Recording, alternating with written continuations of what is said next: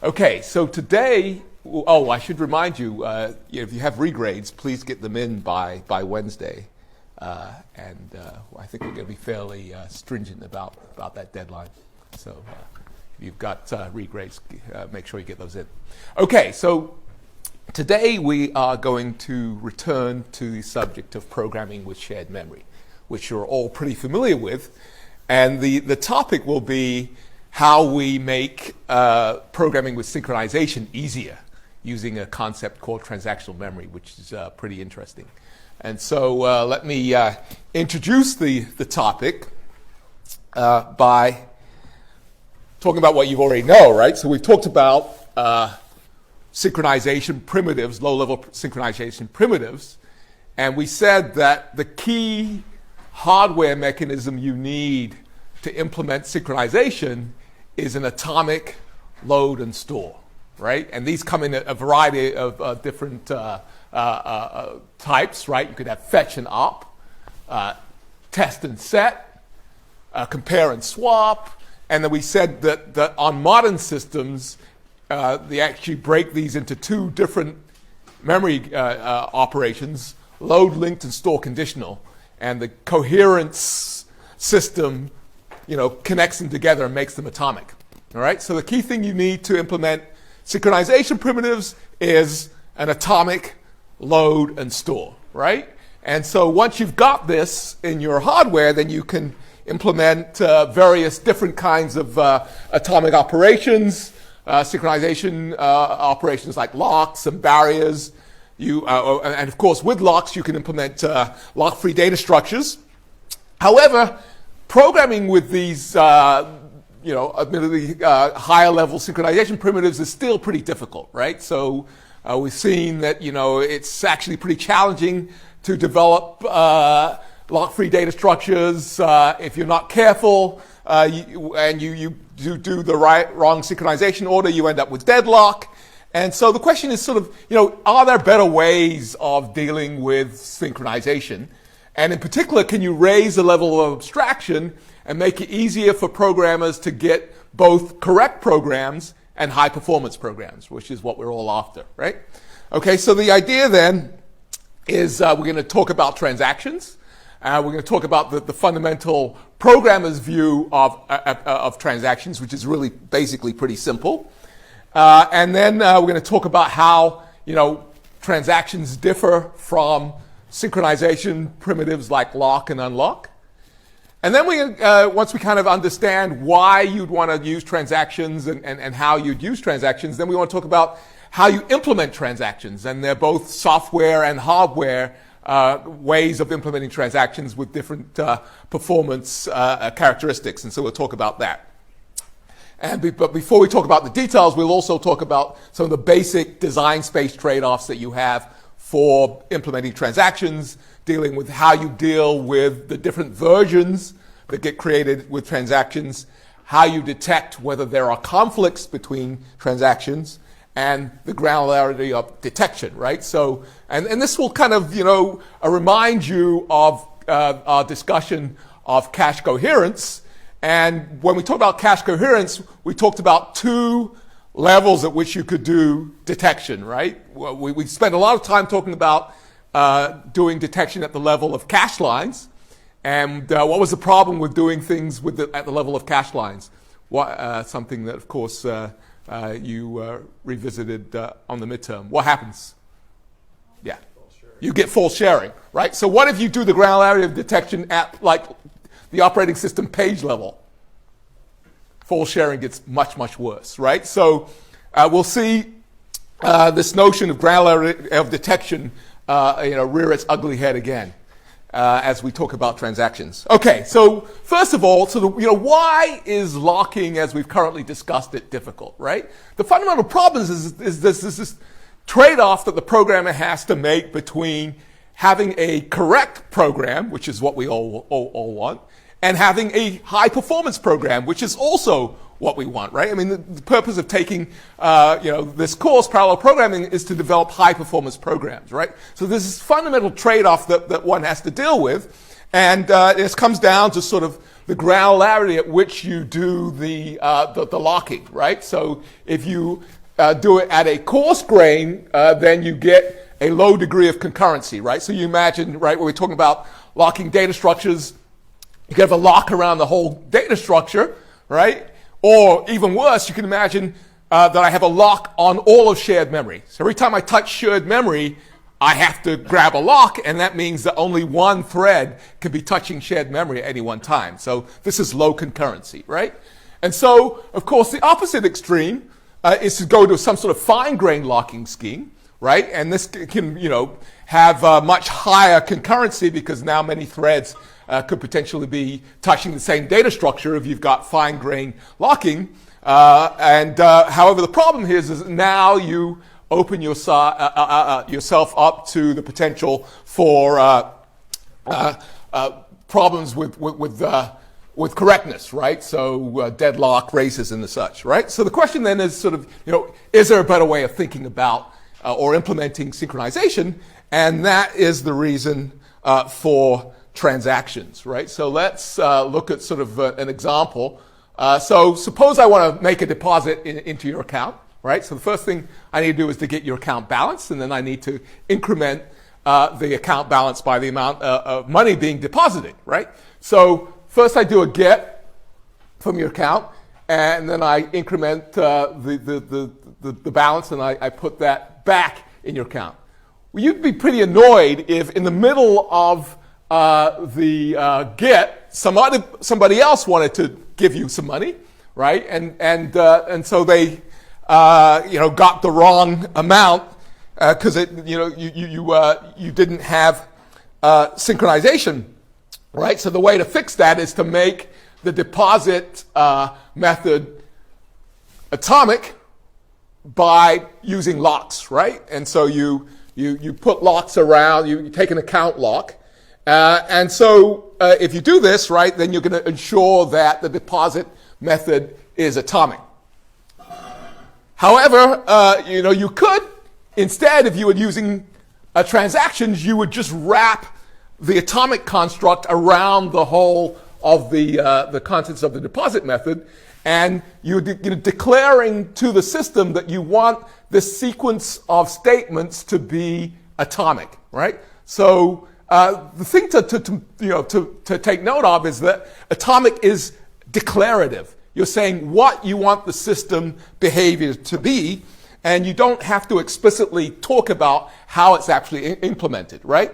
So once you declare atomic, then it's up to the system to implement atomic in the right way, right? So in fact, under the covers, atomic could be implemented with locks, but you as the programmer don't see the locks. Your interface is this atomic declaration, right? And then, of course, how exactly it gets implemented and how you make sure that you get good performance is the subject of the rest of the lecture, right? But it's important to note that atomic is this declarative abstraction, right? You say what you want, not how to get it, right? And we've seen this in the past, right? So we've talked about declarative abstractions in which you say execute these independent 1,000 tasks, right? So what's an example of a declarative abstraction that we've talked about in this class?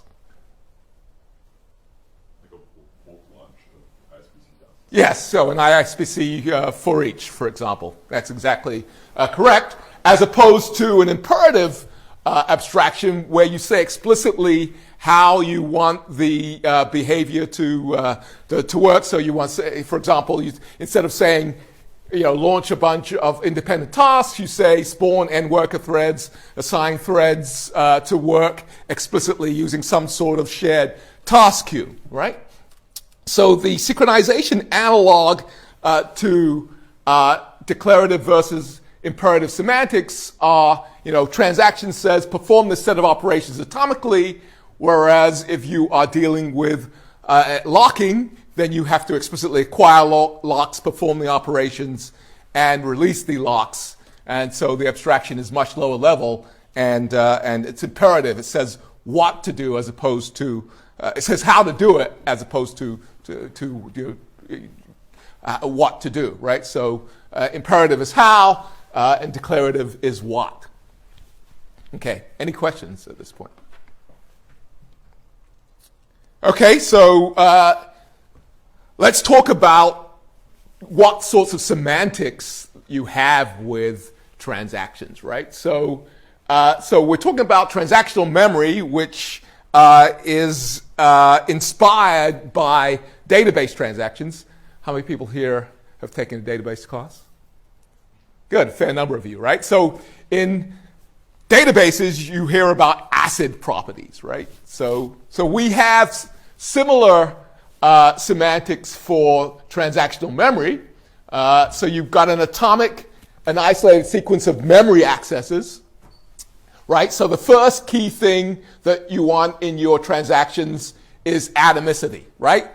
It means all or nothing. Either all of the reads and writes inside the transaction take effect, and in particular the writes change the state of the memory system, or it's as if none of them occurred at all, right? So you can imagine it's all or nothing, and that means that you have this atomicity property.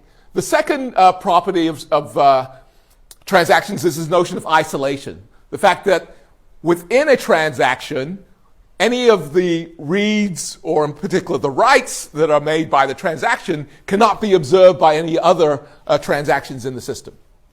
Okay, so the operations within a transaction are completely isolated, right?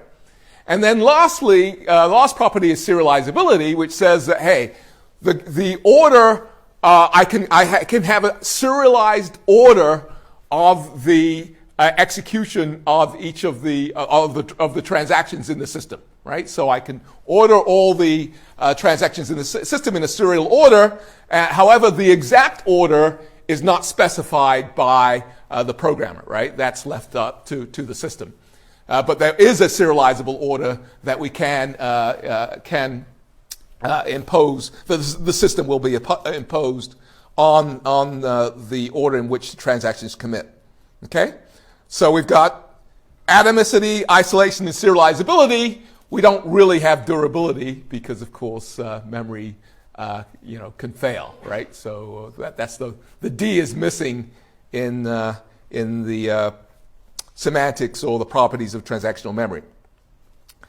So the way to think about transactional memory then is a transaction is a sequence of reads and writes on various addresses that are both isolated and atomic, right? So you can think about the operations that are made within the transaction as being the same as, as a single operation that we talked about in the context of cache coherency, right?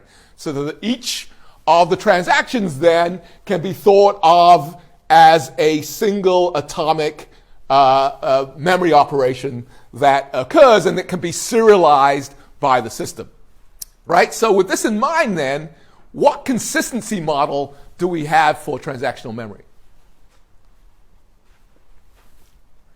What consistency model does transactional memory give you? Yeah. Sequential consistency. It gives you basically sequential consistency. So you can imagine, right, that, with that picture where the pointer points from one thread to the next in some random order, but in this case, every time it points to a particular thread, it takes a whole transaction's worth of memory references, right? So it is essentially sequential consistency. Some people have called this transactional consistency to differentiate it from the fact that you've got this bulk operation of memory references as opposed to a single memory reference that gets selected each time. But essentially it is sequential consistency. Question? Transaction, is it ever possible to read and write the same variable? Or would that mess up? Read and write, so you can do whatever you want inside the single transaction because it's isolated, right? So it doesn't matter, for example, the order in which I read X, Y, Z within that single transaction. Well, you've got to match the whatever was stated in the program order, right? Yeah, you can't mess that up, right? In particular, the dependencies in the program order, right? If there are no dependencies, then of course you can reorder things. If there are, you've got to respect them, right? Yeah. Okay, so we basically have sequential consistency. So let's motivate a little bit more why you want transactional memory, right? So this is a Java hash map, right? So we used to run this class in Java. Many of you, how many people actually know Java here? Good, all right, good. So here's a Java hash map, right? And you maps a key to a value. You can look at the code. It's fairly straightforward. You get a hash bucket and then you find the element within the bucket. But of course, if you want to use this in a multi-threaded parallel context, it's not thread safe, right? So, it's not thread safe, and so of course it doesn't have any extra overhead for locking, but it'd be a bad idea to use this in a threaded environment, right? So if you want to use it in a threaded environment, what you want is some sort of synchronized map, which is what Java 1.4 gives you. So it's essentially uses synchronized, which is a way for specifying that this method you need to take a lock before you use it, right? However, you don't have to explicitly release the lock, but you do need to, so the system does the acquisition for you. Okay? So synchronized, it's easy. You make the whole hash map synchronized, and now it's thread safe, so you can use it within a threaded environment. However, the performance of this hash map may not be that good because you've got this single lock which locks the whole data structure, right? Okay, so what should we do to potentially improve the performance of the Java hash map? What can we do? Yeah. Linked list to each bucket instead of a lock entire. Right, so we can do a lock per bucket as opposed to a lock over the whole hash map, and this would potentially give us more concurrency and more performance. All right. So now with this finer grained locking, it's potentially thread safe, but the problem is that now it's more complicated to implement, right? So it's much more complicated than just putting a synchronized around the whole method. Now you've got to dig into the details of the implementation of the hash map. Okay? So in terms of performance, things are going to look a lot better, right? So in this case, where we're looking at the execution time, so lower is better from 1 to 16 processes.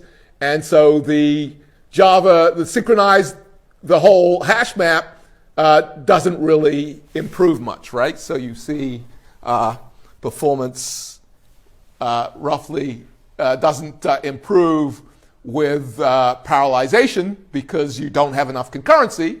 However, with fine-grained locks, we do see this improvement in performance as we increase the number of processes. So this is all good, right? So thumbs up for fine-grained locking because it's always a win.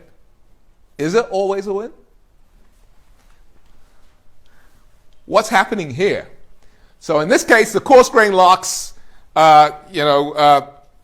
give you this no concurrency line, right, which doesn't improve with number of processes. But what is happening with fine-grained locks? So we're going from a hash table here now to a balanced tree data structure, and now we are using fine-grained locks with the balanced tree. So why at one processor do we have the execution time being so much worse than the coarse-grained locking scheme? Yeah.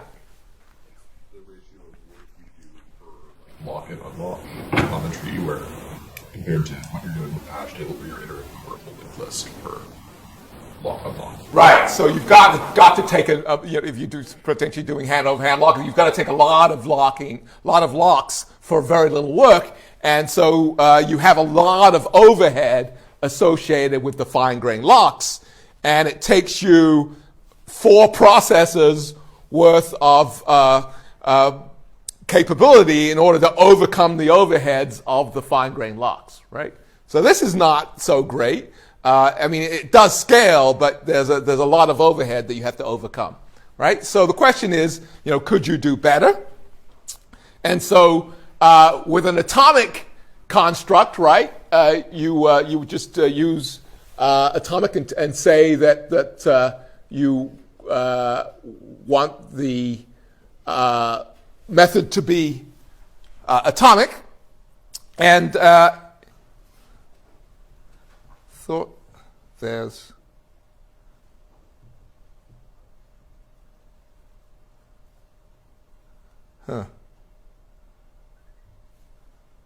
seem to be missing.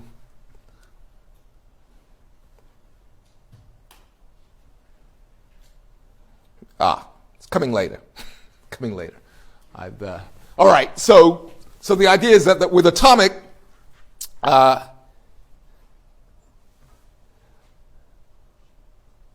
just specify that the whole hash map operation is going to be atomic. So now it's good in that it's thread safe. It's just as easy as kind of locking the whole method with synchronized. And the question is, will I get good performance? So let's look at the performance of a transactional system in the context of a tree update by 2 threads, right? So in this case, we've got a tree, and we want to modify nodes 3 and 4 in a thread-safe way, right? And so let's assume that we're going to use fine-grained locking. So we're going to do some hand-over-hand locking, and so we need to lock the path to node 3. And so the red path is the path to node 3, and the yellow path is the path from the root to node 4. And since it goes through nodes 1 and 2, both paths go through nodes 1 and 2, you potentially have a case where the update of node 3 delays the update of node 4, right? Does everybody see that? Okay. Now, the question is, should there actually be a case where we can actually update nodes 3 and 4 at the same time? They're independent, right? So potentially we should be able to do this, right? And so with transactions, you can actually make that happen, right? So the way to think about transactions then is that there's some state that you read during the transaction, right, called the read state, and there's state that you write during the transaction, called the write state, right? So the read state for transaction A is nodes 1, 2, and 3, right? And what's the write state? 3, right? So 3 is the write state. And then for transaction B, which is going to update node 4, the read state is 1, 2, and 4, and the write state is 4, right? And so what we're trying to figure out is whether the transactions conflict, and they will conflict if there is an intersection between the read and the write states of the 2 transactions, right? And so in this case, there is no intersection, and also in that case, there's no intersection, and so there's no read-write or write-write conflict, and so these transactions can both operate concurrently, and they do not conflict. Yes? I think going back to what I was trying to ask earlier was, in this case, there's of course no conflict, but in a case where 2 parallel, threads or whatever are writing the transaction A and B, and they're both writing the tree, what would the behavior of the transaction in that case be, given that there would be a conflict? Okay, what do you think it should be? I guess one of them is given priority over the other. Right, you've got to serialize those transactions because there would be a conflict if you didn't. So does the other one get flushed, or does it still end up writing? Well, it's eventually got to execute, right? And the question is how we manage the operation of the transactions. We're going to get to that. But from the point of view of the abstraction, those transactions will be serialized, right? Okay, so in this case, there is no read-write or write-write conflict. But in the case, that you just brought up, they both are trying to, both the transactions are trying to update node 3. Now there is a conflict, and so we need to serialize them, right? Okay, so this is the graph that I thought was going to come earlier, right? But we're just showing that, okay, now you have transactions with the right support. You're going to get good performance in as good as fine-grained locking with transactions. That's the yellow line, which is labeled TCC, which is a transactional memory system that has hardware support, and that also, even the case where you didn't do well with fine-grained locks, you'll do well with transactions, again, with the right sort of hardware support. So this is the motivation for transactions, the idea that you can get an easy-to-use programming model coupled with high performance because you get to get the performance benefit of fine-grained concurrency, right? So transactions will only conflict when they will only be serialized when there are conflicts. Yeah. Just to confirm, the job of figuring out what data is in the read state and what's in the write state. We're going to get to that. This is just the abstraction, and we can talk about the details. Believe me. Hold on, it's coming. All right, so back to the abstraction here. So we've got this doubly linked list, and we want to we've got this push left method, and we want to make it thread safe with transactions. So the question is, how should we do that? So I'll give you a couple of minutes to look at the code, and you can consult with your neighbor, and then we'll ask for a solution for how we make this code thread safe with transactions.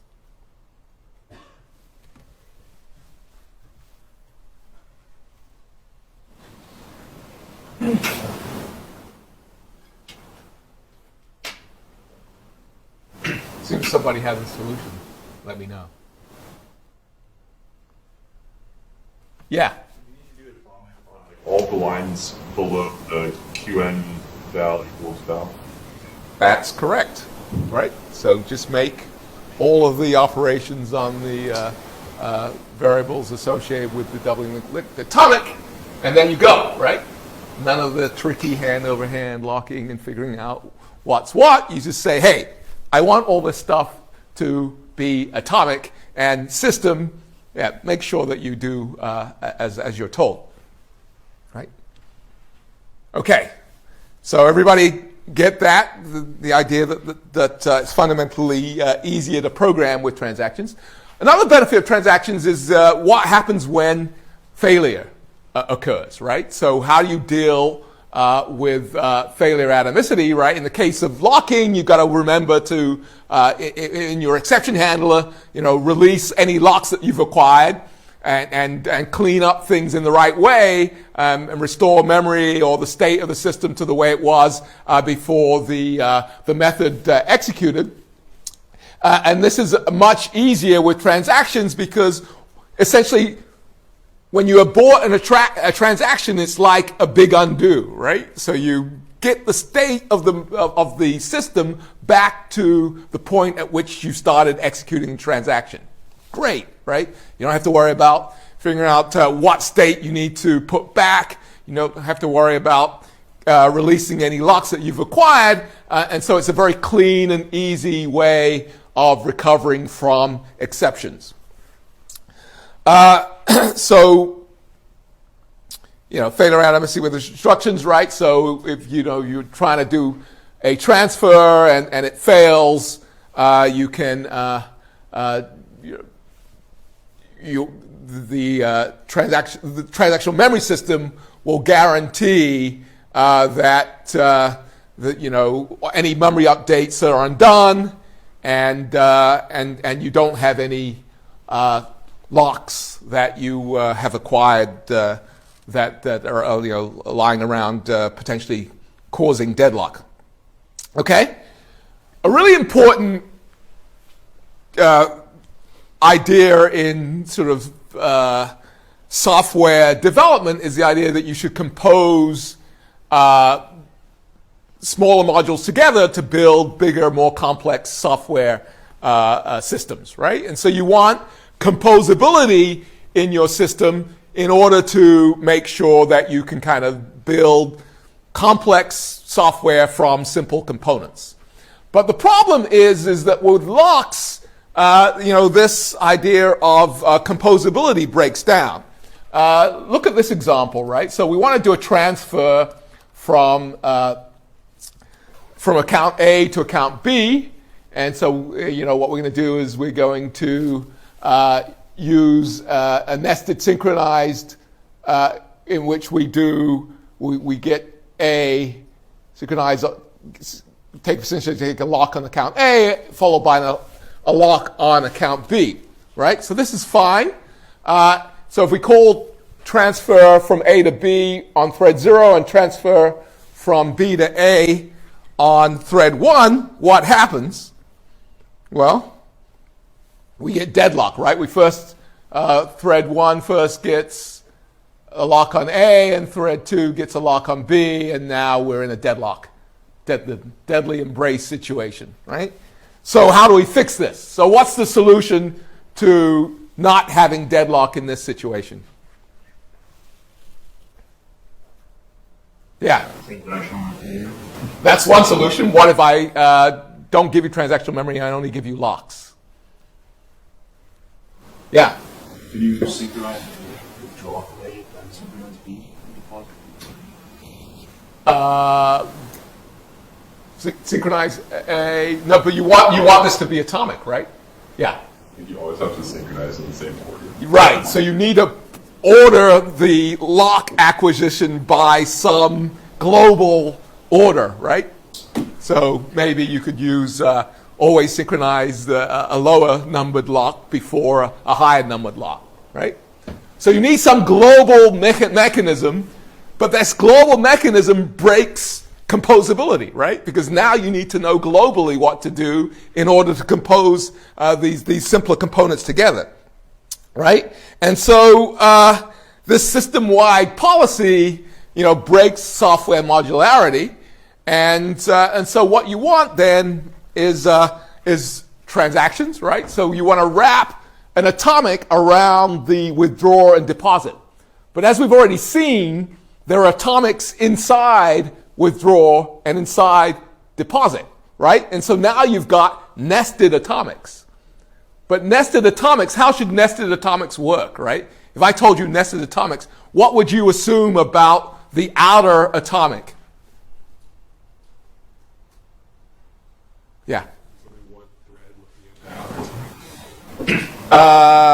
Can you be more explicit? Just like, there's not going to be, if you have an outer atomic, there's not going to be multiple people looking inside that. Right, it subsumes what happens in the inner atomics, right? So the outer atomic takes precedence, and you assume that everything within the outer atomic is going to be atomic, right? Good. All right, so now you declare your intent with this atomic, and then the system will implement things and manage concurrency. And if it turns out that you have no concurrency, as in this first transfer between accounts A and B, then the atomic regions will be serialized, right? But in the second example, where we're transferring between A and B in one transfer and C and D, account C and D in the second transfer, now we get concurrency, and the system should allow that and provide the performance benefit. Yeah? Just to clarify, for the second example of concurrency, you wouldn't put it in an atomic, right? Because if you put it Why would you not want to put it in atomic? Because, like you just said, if you have like a larger scale atomic, only one thing can happen at a time. Or No. Go back to the example of the tree. oh, I see. Is In this case, is there a conflict between this transaction and this transaction? No. No conflict. Therefore, they should be able to run concurrently, right? And that's regardless of if we specify the atomic time. No, you are inside a transaction. Both of them are inside. They're two transactions. They're executing at the same time. They're executing at the same time. And the question is, do they conflict? Yes, then we serialize them. No, then they should get to run concurrently. Right?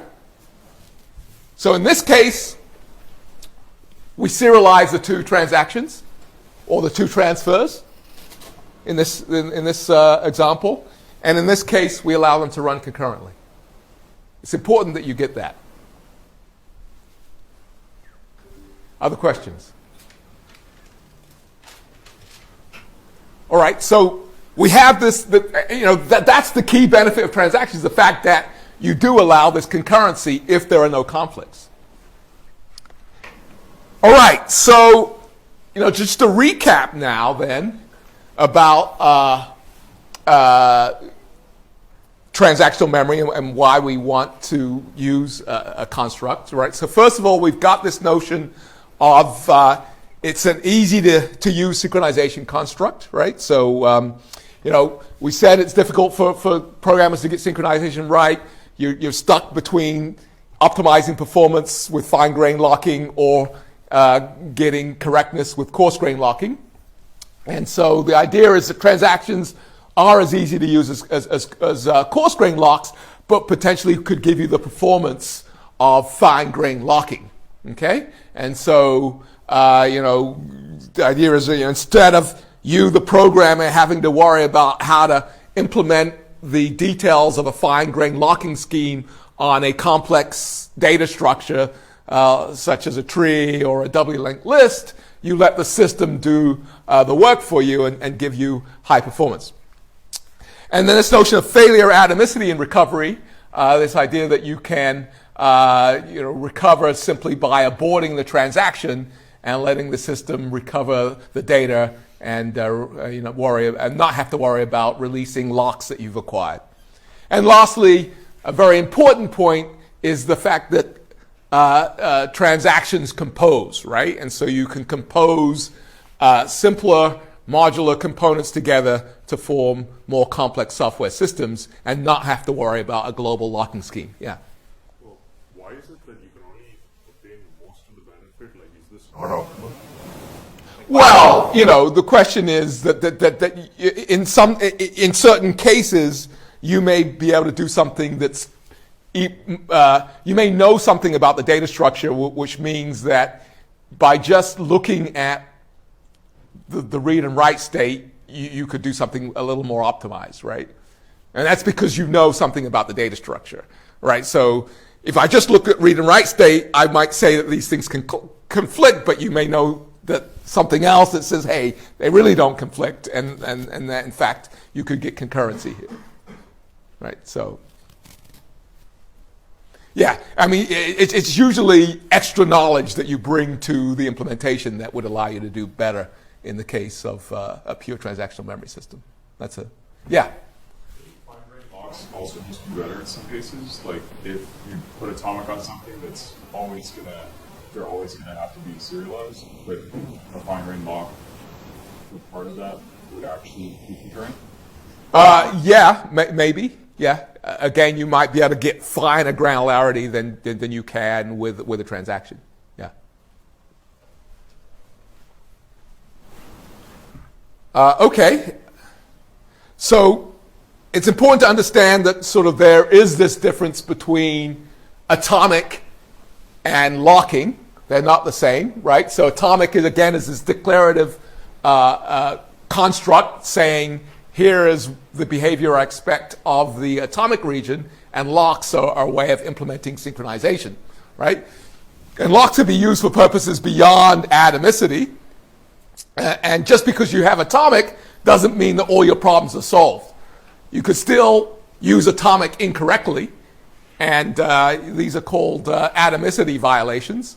And in certain cases, atomic simply won't work. All right. So here's the example. Right. So What about replacing synchronized with atomic in this example? Will this work?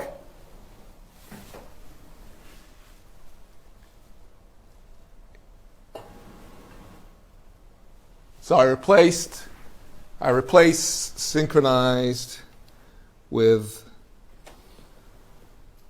atomic. Conflicts, right? Yeah, go ahead. Oh, sorry. No, yeah, it's conflicts, like you said. And so it will be serialized, but one has like a infinite loop that's waiting for the very eventually. Yeah, fundamentally, what are the semantics of atomic?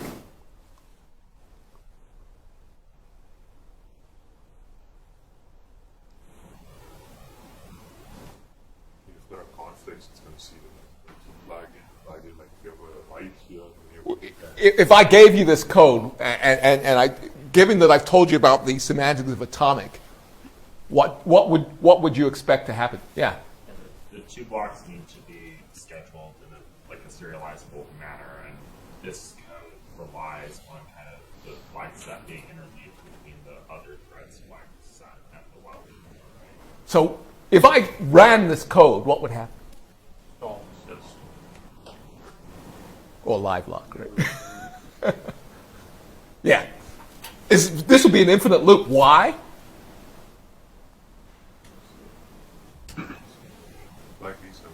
What do we know about the semantics of atomic? Everything that's in that block has to happen all at once with respect to an observer. So atomic, atomicity, what's the second one? So what's the second property we talked about? Atomicity? Isolation. So what does isolation say? Yeah. It says that we can't observe the right. We can't observe the write, so we will never see anything that comes out of this transaction before it commits. So, and it's the same for this transaction. Therefore, we're not going to get any forward progress with this code. Okay, so, this is a case where replacing synchronized with atomic won't work. What's wrong with this code?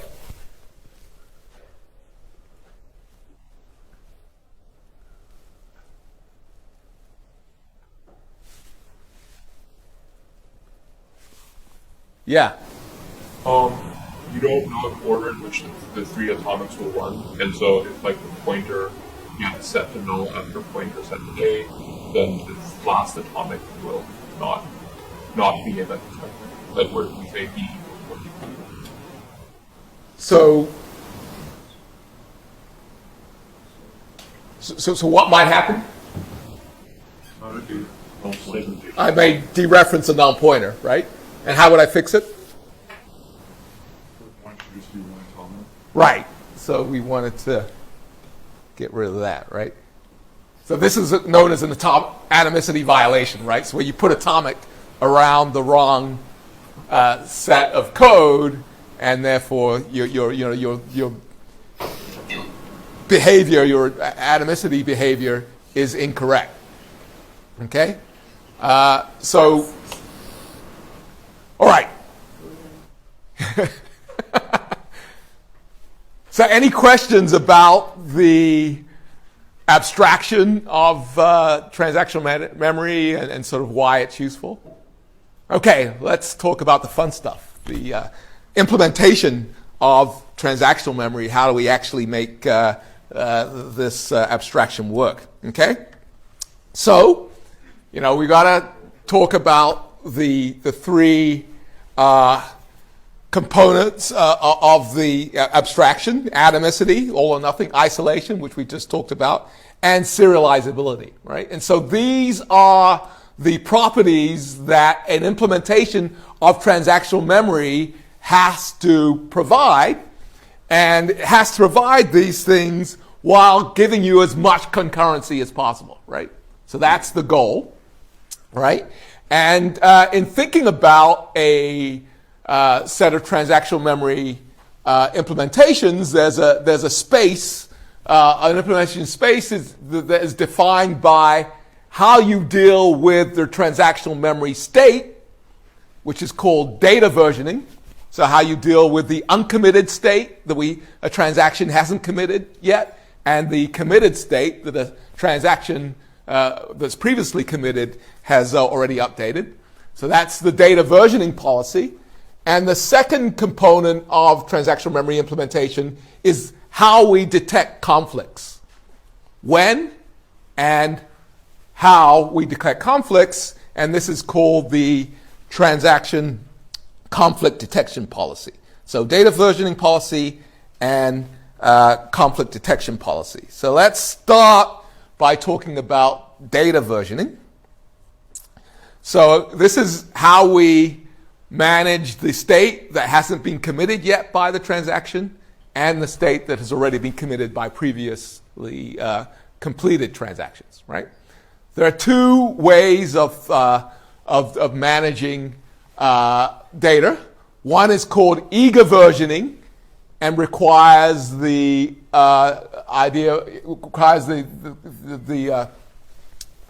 component of a undo log. And the second way is lazy versioning, where we have a write buffer as the key element in the system.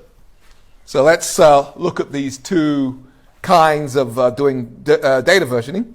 First, eager versioning, right? It's called eager because you update memory as early as possible. The memory in this case could be the cache, right? And as we said, the key element of the eager versioning scheme is an undo log, because we need some way of undoing the data updates that we've made in an eager manner, right? So in this example, we're going to have a single variable x that we are updating in the transaction.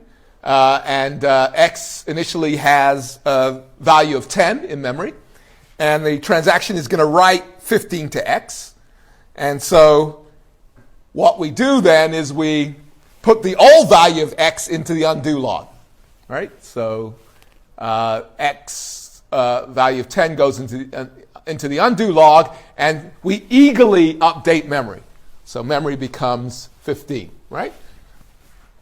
So this is good because now memory is up to date, and that is always good, right?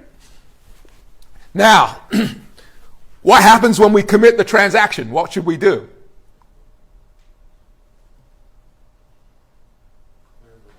Yeah, throw away the undo log. We're done, right? Transaction's committed, memory's up to date, we're done. All right, what happens when we abort the transaction?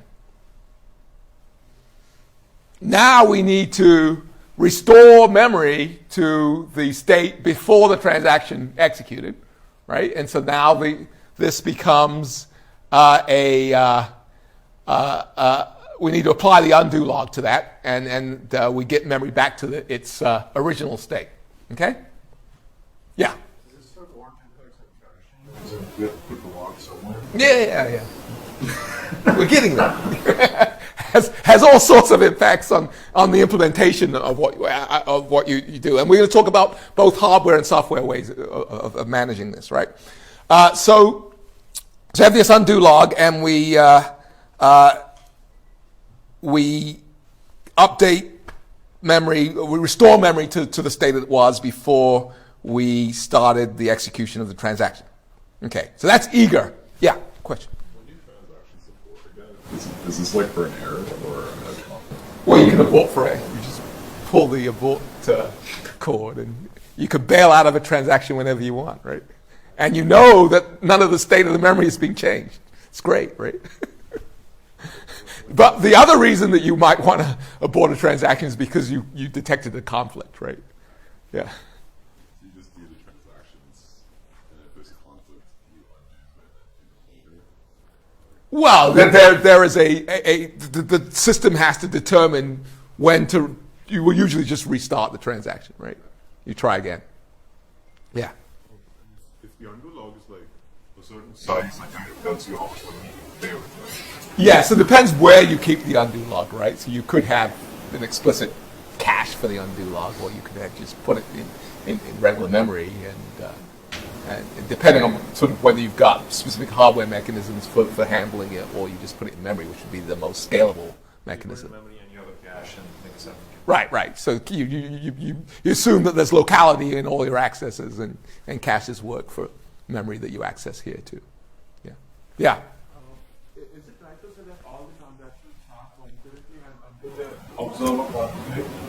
Like if the observer completes, I would avoid some of the transactions. So we're getting to conflict detection. So now we're just talking about how you manage data. The next topic will be how we detect conflicts and what we do. Yeah. Just to confirm, in the undo log, are we only keeping values in memory before the external executing? We're not keeping like intermediate. No. Remember, you need to get back to the state before the transaction started executing. So we only need to keep the first time you write to it. Any subsequent updates don't need to be put in the undo log, right? Yeah. What happens if the undo log gets corrupted or somehow gets like something goes wrong with the undo log before the transaction is complete? Well, then your system is corrupted, right? So this would not be resistant to that kind of a crash. Well, I mean, corrupted how, right? I mean, you need some other mechanism for dealing with memory fault tolerancy, right? If that was a problem, if it's a problem that you wanted to guard against. But let's assume for the sake of simplicity that our system is robust. All right, lazy versioning, right? So everybody likes to be lazy, right? And here we have a write buffer, right? And as the key mechanism. And so again, in this example, we're writing to X. So we, instead of updating memory directly, we write into the write buffer. And that's why it's called lazy. So now that we've done this, have we created some complexity to what happens to the rest of the reads to X in the transaction? You have dependencies, don't you? Well, you may have dependencies, clearly. And the question is, where should subsequent values of X come from? Memory? No. They have to come from the write buffer, right? Write buffer is the most recent value of any variable that has been written. And so now we potentially have to check in two places. So there is this extra complexity that occurs, depending on how it gets implemented. But it's something to keep in mind, right? That because we haven't eagerly updated memory, we now have two places potentially where data that we may have to look for the latest value of data, right? I suppose in the undo log, you never look in the undo log, right? You only use the undo log when you're trying to fix an aborted transaction. All right, so in the case of commit, we now have to update memory from the write buffer, and then, of course, clear the write buffer. What do we do in the case of abort? Just throw it away, right? We just throw away the write buffer. We don't need to. We haven't changed memory, so we're good. All right. Everybody understands the difference between being lazy and being eager? All right. So now let's talk about the trade-offs between the two, right? So in the case of eager versioning, we update memory directly, which is good. And we maintain this undo log, so we get faster commits, right? The data's already in memory, and we only have to look in one place. But the problem is that we have slower aborts, and because we've updated memory, managing fault tolerance is trickier, right? Because now we've got to figure out how to restore memory in ways that may not be completely obvious. Lazy versioning uses a write buffer. We potentially now have multiple places that we need to check. it gives you faster aborts because you just throw away the write buffer, but commits are slower because you now need to take the contents of the write buffer and apply that to memory. So that's data versioning. So now let's talk about conflict detection. Yeah, question. Does the the eager versioning scheme make isolation harder if there's another thread also doing the transaction, which may have written in memory, but something which later gets read? Yes. The way that it potentially makes isolation trickier depending on how you do conflict detection, which we'll get to next. So typically, okay, well, we'll get to that, and it'll be clear as to what's going on. Yeah. One quick question I had was when you have, let's say, eager commits, right? You're going to be accessing the memory very often, as opposed to, so the amount of memory utilization is higher, so that could be more conflicts in the buffer. Isn't that a consideration when you're making this decision? So the key elements of how you kind of make the decision about what data versioning scheme to use have to do with the combination, really, of how you do conflict detection and how you do. Go together. And so they essentially go together. And so once we talk about conflict detection, then we can come back and revisit your question if it's not clear.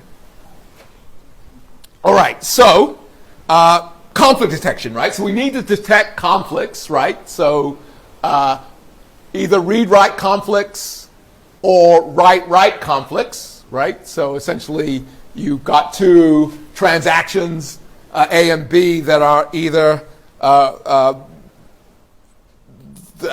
there's either a conflict because one transaction wrote address and another transaction read that address, or both transactions want to write the same address, right? So we've already talked about the concept of a read set and a write set in the context of that tree example. But to be explicit here now, read set are the addresses that have been read during the transaction, and write set are the addresses that have been written during the transaction, right? So, again, there are two schemes. There's pessimistic detection, or encounter detection is another name for it, where what you try and do is you try and detect, you assume that the transactions are going to conflict, and you want to find the conflict as soon as possible.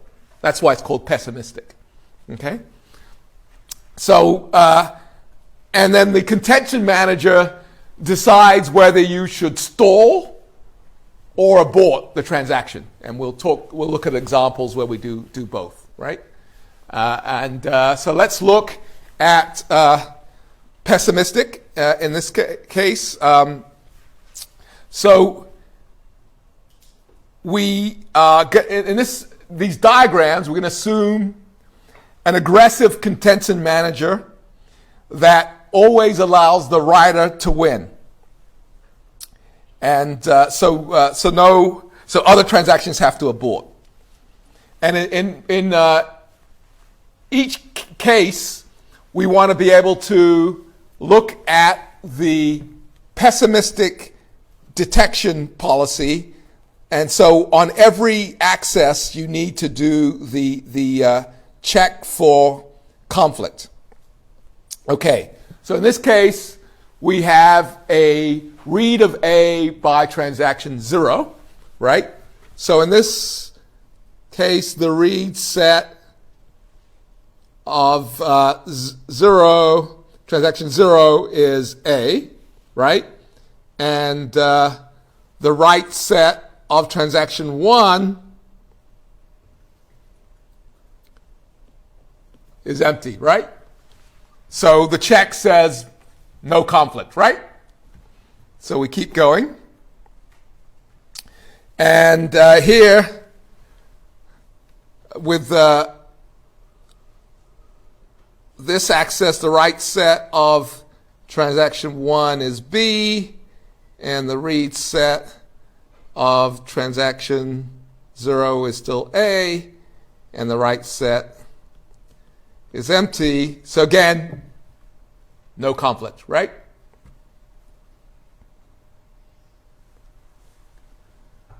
And then on right of C by transaction 0, now we have a read set of 0 is A, and the write set of 0 is C. And here we've got the write set of 1 is B.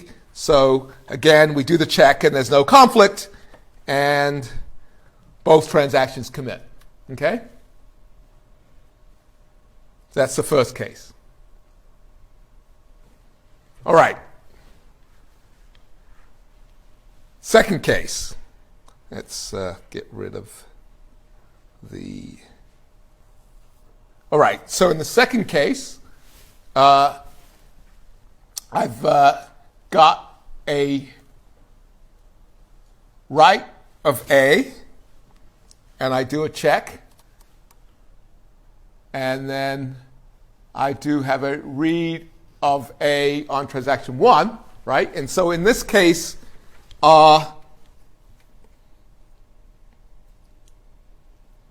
write set of A is, write set of 0 is A, and read set of 1 is also A. So this is a conflict, right?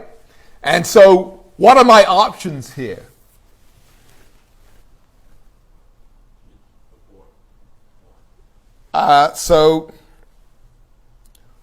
I could abort 1 and restart it, or I could assume that at some point the transaction 0 will complete, and I can then commence, so I can stall transaction 1. And what would be the benefit of stalling transaction 1 as opposed to aborting? Yeah. You don't have to do the read of A again. Yeah, all this work's done in transaction so far does not have to be flushed. I can just hold the state of transaction 1 until transaction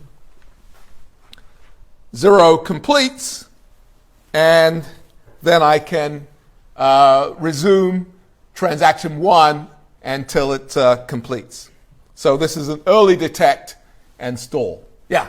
But wouldn't that be an issue when you're reading A, which is not the correct value? Well, you got to read it again. Yeah. So it would be after the stall, you go back and read. You go back and read it again. Yeah, absolutely. You have to. Yeah. Yeah. What if you had done maybe like a read of B and T1 before, and then that gets written to after you stalled? So basically, like when you go to resume the T1, like you have multiple conflicts. So you're saying that later transaction 0 wrote B? Yeah, like T1 finds that later, like multiple things is read have been changed by T0 after. Well, so remember, every time you do an access, you're doing the check. Every time. So if there was not a conflict up to this point, you would not have stalled. Right. Now, if there was a later write by T0, then it would cause T1 to abort. You'd abort. Okay. Yeah. How do you know that there's been a later write if you don't have save since you converted it?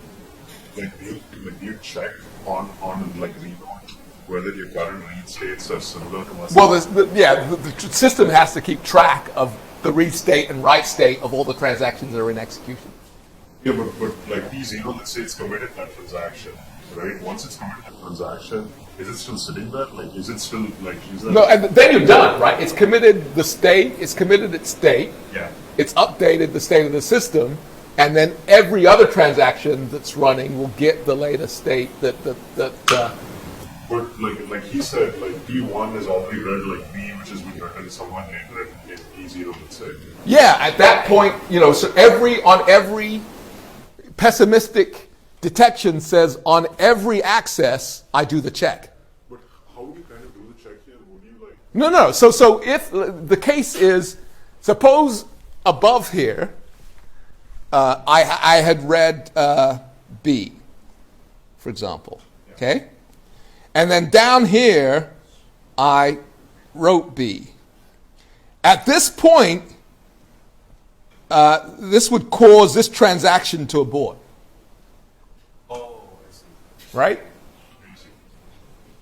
So even though it's stalled, like you can Even though it's stalled, yeah, the state's still around, right? And I'm still doing the checks, right? So the stall becomes an abort. Yeah. Any other questions? Some of this can get tricky. It's going to get slightly trickier, but not much more. All right. So in this case, we do an early detect. Instead of throwing away the work that we've executed in the transaction so far, we stall and hope for the best.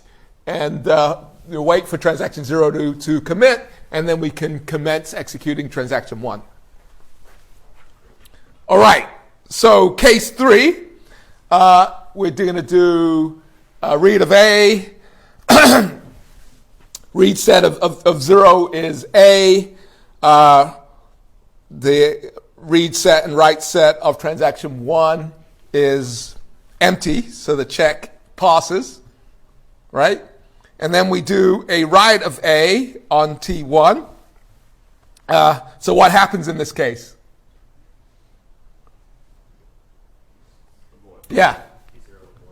T0 aborts, as we just talked about. So it restarts, and then we do a read of A, and then we do a write of A.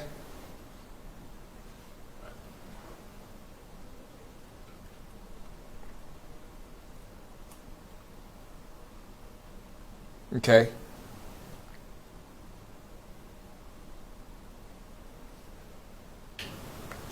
Okay. Read of A, stall, and then we keep going, right? Any questions? Yeah. So when do you know to restart T0? Remember, aggressive contention manager on writes, writer wins, so other transactions abort. So writer always wins. So at this point, if there's a conflict between a read-write conflict, the writer wins, right? So if you've already written and then you're doing if another transaction is already written and then you're doing a read, then you stall, okay? If you've read already, you've read bad stuff and computed based on that, and then a write comes along, then you have to abort. Remember, up until this point, you haven't done anything that would be a conflict, right? You're checking to see whether this read will cause a conflict. If it doesn't, you go ahead and do it. If it does, you just stall because you haven't done it yet. You're thinking about it, right? And then once the commit is done, then you go ahead and do the read because you know that the stall condition has been cleared. Yeah. Oh, sorry. I was just going to ask in case 3, it looks like we start T0's read A before T1 has committed. I guess I'm just wondering, when does that restart happen, or like how do you know that you can? Yeah, like what restarts? What condition restarts? Whenever, in this case, you abort and restart whenever you see a write-read conflict. So you just restart immediately? Yeah, exactly. Yeah. Okay. All right. Case 4. So now we have a write of A. So what happens? Does this check pass? Yep.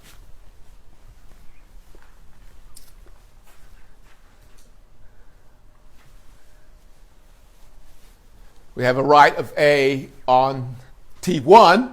Does this check pass? No. So what should happen? Abort and restart, right?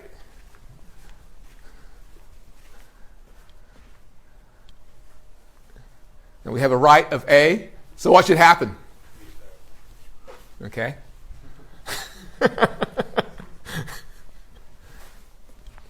Okay.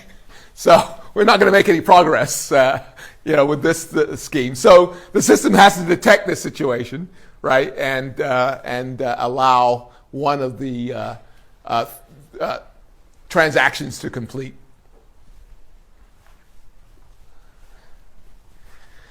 Okay, so you've got to, this is a live lock condition, and you need to detect it. All right, so this is pessimistic. Yeah, go. Would you ever design a memory system that would give the reads precedence over the write? Like, so you cause the write to the board?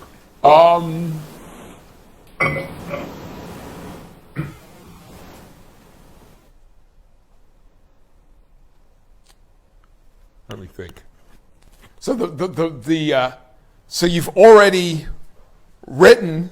So this case, you want to cause T0 to abort in this case. Is this what you're? Yeah.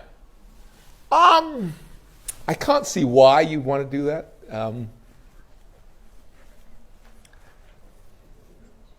But possibly. But I've never seen a system that works that way. Yeah. Yeah.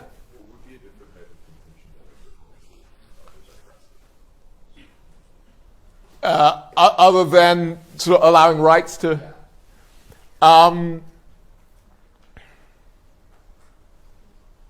you could allow the read to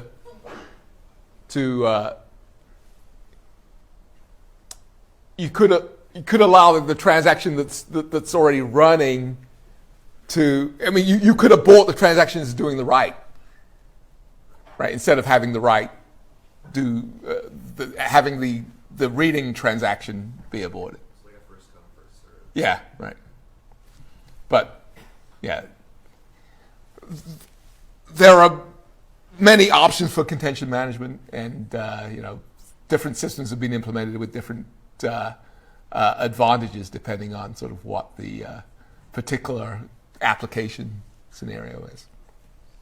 All right, so optimistic. I think in the last 5 minutes we can at least make a run on optimistic, right? So optimistic is, hey, I don't think there are any conflicts, therefore I'm only going to check when the transaction commits, right?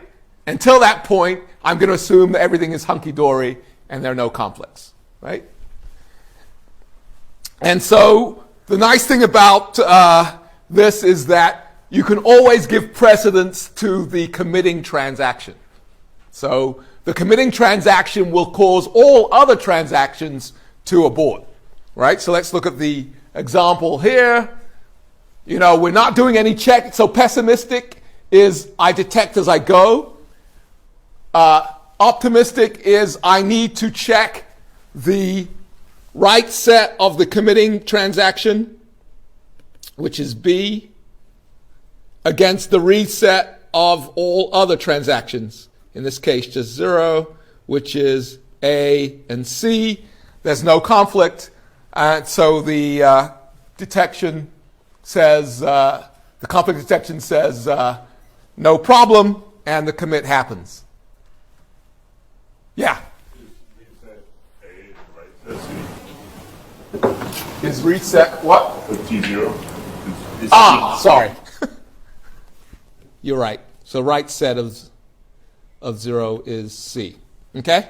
So you're checking against the write set of the committing transaction versus the read set of the transaction that has been the other transactions in the system. Okay? I'll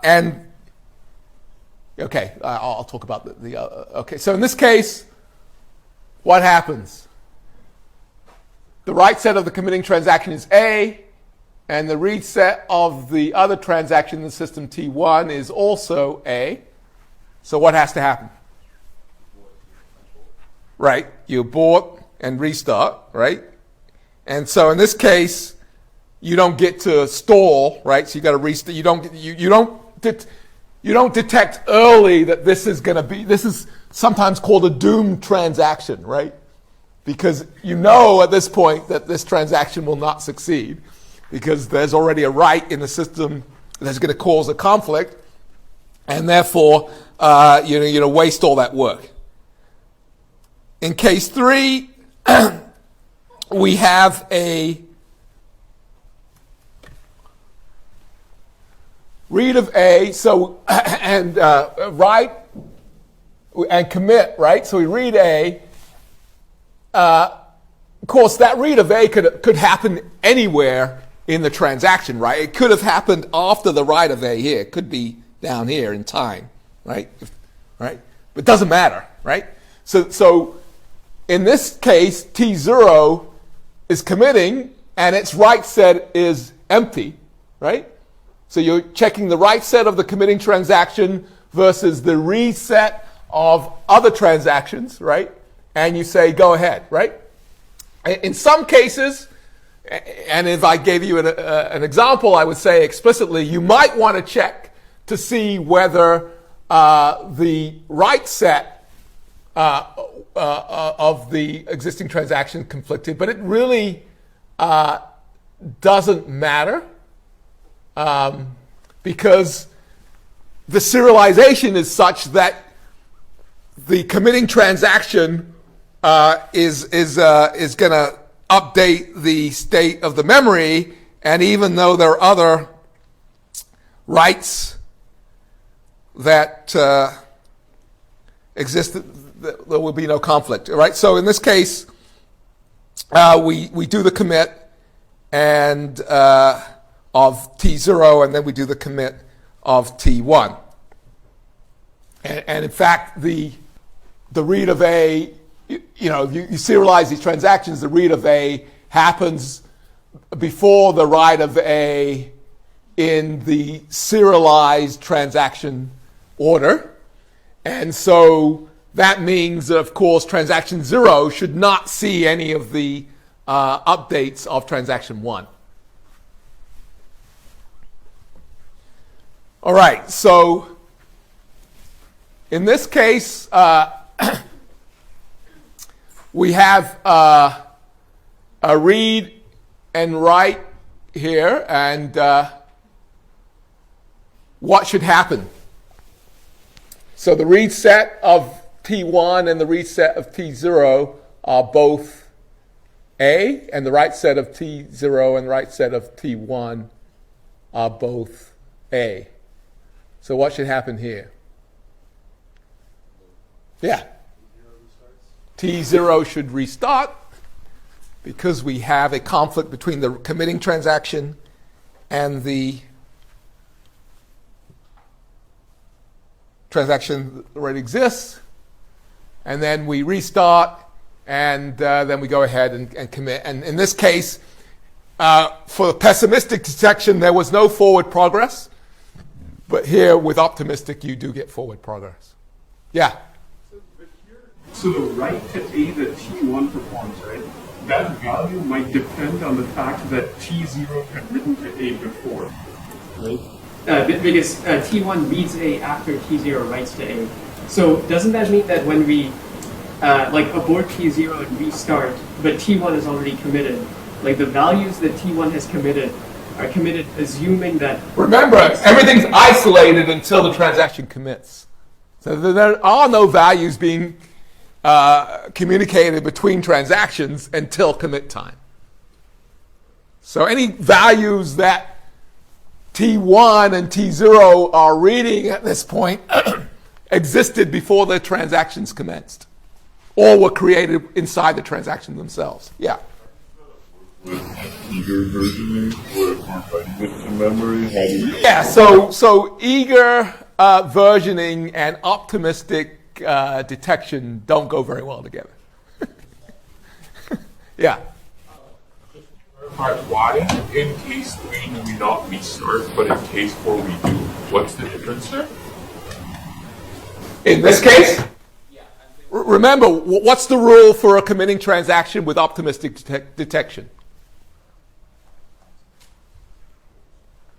The write set of the committing transaction gets compared against the read sets of all the other transactions.